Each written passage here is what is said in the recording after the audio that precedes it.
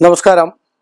എല്ലാ മാന്യ പ്രേക്ഷകർക്കും എന്നെ ഇഷ്ടപ്പെടുന്നവർക്കും ഞാൻ ഇഷ്ടപ്പെടുന്നവർക്കും ജ്യോതിഷം പരമമായി വിശ്വസിക്കുന്നവർക്കും ഏഷ്യ ലൈവ് ചാനലിലേക്ക് നിസ്സീമമായ ഹാർദവമായ സുസ്വാഗതം.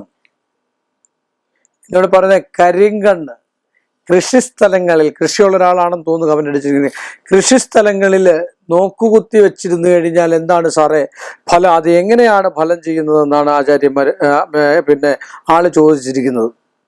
അപ്പൊ ആചാര്യന്മാർ അതിന് പറഞ്ഞിരിക്കുന്ന പല രീതിയിലുള്ള വ്യാഖ്യാനങ്ങൾ അവർ കൊടുത്തിട്ടുണ്ട്.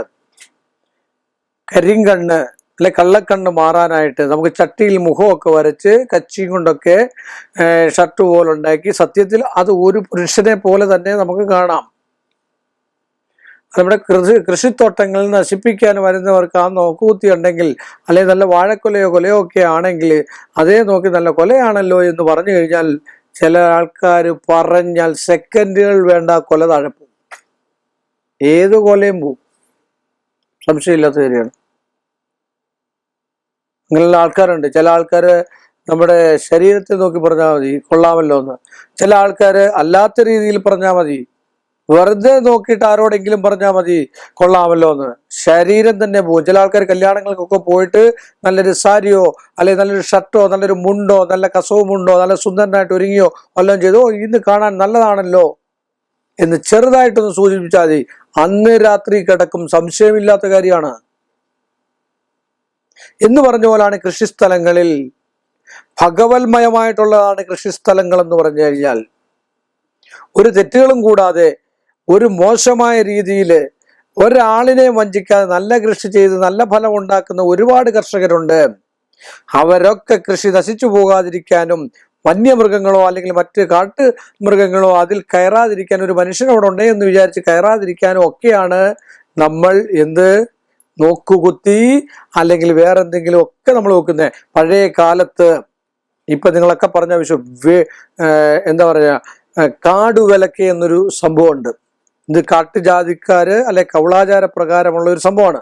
നമ്മൾ എത്ര തോക്കിനുന്നമുണ്ടെങ്കിലും പഴയ കാലത്തൊക്കെ ഈ വേട്ടയ്ക്ക് പോകുമായിരുന്നു. രാജാക്കന്മാരൊക്കെ വേട്ടയ്ക്ക് പോകുമ്പോൾ കാടുവിലക്കുണ്ടെങ്കിൽ അത് മാറ്റിക്കൊണ്ട് അവിടുത്തെ മൂപ്പനെ കൊണ്ട് അത് ചെയ്യിപ്പിച്ചിട്ടാണ് അവർ അമ്പുകയും മറ്റു കാര്യങ്ങളൊക്കെ ചെയ്തിരുന്നത്.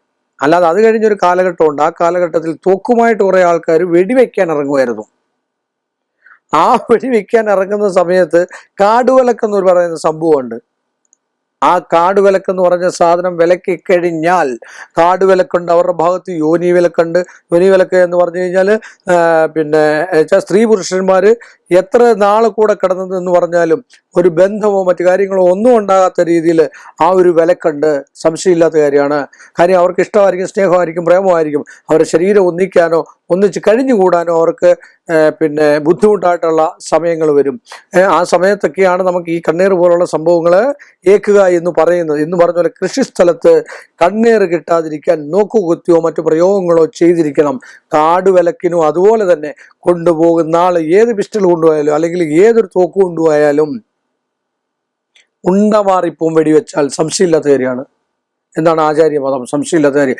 ഇപ്പോഴും ചെയ്യുന്ന ആൾക്കാർ, ഒന്നാന്തരം കാട്ടുജാതിക്കാർ, ഈ ഒരു ഏരിയയിലൊക്കെ ചില വടശ്ശേരിക്കര അങ്ങേയറ്റം കാട് പമ്പ മറ്റു കാര്യങ്ങളൊക്കെയുള്ള ശബരിമല കാടുകളിലൊക്കെ താമസിക്കുന്ന ആൾക്കാർ, കാട്ടുജാതിക്കാർ ഇപ്പോഴും ചെയ്യുന്നുണ്ട്. സംശയമില്ലാത്ത കാര്യമാണ് എന്ന് പറഞ്ഞുകൊണ്ട് അതുകൊണ്ട് ഏറ്റവും ഉത്തമമായിരിക്കും കൃഷിക്കാര്, നന്മയുള്ള കൃഷിക്കാര്, ഭൂമിയെ സ്നേഹിക്കുന്ന, മണ്ണിന്റെ മണമറിഞ്ഞ, ആർക്കും ദുരിതം ചെയ്യാതെ കൃഷി ചെയ്ത് മറ്റുള്ളവർക്ക് ആഹാര പദാർത്ഥമാണ് കൃഷി എന്ന് പറഞ്ഞാൽ ഇഞ്ചി അല്ലെങ്കിൽ കുരുമുളക് മറ്റു കാര്യങ്ങളൊക്കെ നന്മയായിട്ട് അതിന് ലാഭം കാണാതെ, ലാഭമില്ലാത്ത ബിസിനസ് ഒന്നുമില്ല, എന്നാലും അതിലൊക്കെ ലാഭം ഉണ്ടാവും. അമിത ലാഭത്തിന് വേണ്ടിയാണ് എല്ലുപൊടി ഏതാണ്ടൊക്കെ സാധനങ്ങളൊക്കെ അയ്യാറിട്ട് ഏതാണ്ടൊക്കെ ഉണ്ട്, ഒരുപാട് സെറാമില്ല, ഇങ്ങനെയൊക്കെയുള്ള വിഷയങ്ങൾ ഒക്കെ ഇട്ടിട്ട് നശിപ്പിച്ച് മോശമാക്കി നമ്മുടെ കയ്യിൽ പച്ചക്കറി ചന്തയിൽ ചെന്ന് നമ്മൾ മേടിച്ചിട്ട് നമുക്ക് കിഡ്നിക്ക് അസുഖം അല്ലെങ്കിൽ മറ്റ് ലിവറിന് അസുഖവും മറ്റു കാര്യങ്ങളുണ്ടാകുക, ഹാർട്ടില്ലാതെ ഇതൊക്കെ ഉണ്ടാകുന്നത്. അപ്പം നോക്കുകുത്തി വെച്ചാൽ ഒരു പരിധി വരെ ഇങ്ങനെയുള്ള വിഷയങ്ങളോ ചിലർ വിഷം ചെയ്യാനോ ഒക്കെ ആയിട്ട് കൃഷി സ്ഥലത്തിനകത്ത് കയറും. ഒത്തിരി സാമൂഹ്യ വിരുദ്ധരുള്ള ഒരു കേരളം കൂടാണ് നമ്മുടെ. അതെല്ലാം മാറ്റിയെടുക്കേണ്ടത് നമ്മുടെ കടമയല്ല കേട്ടോ എന്നൊക്കെ ഓരോരുത്തരും വിചാരിച്ച് അവരവരെ വെക്കുക.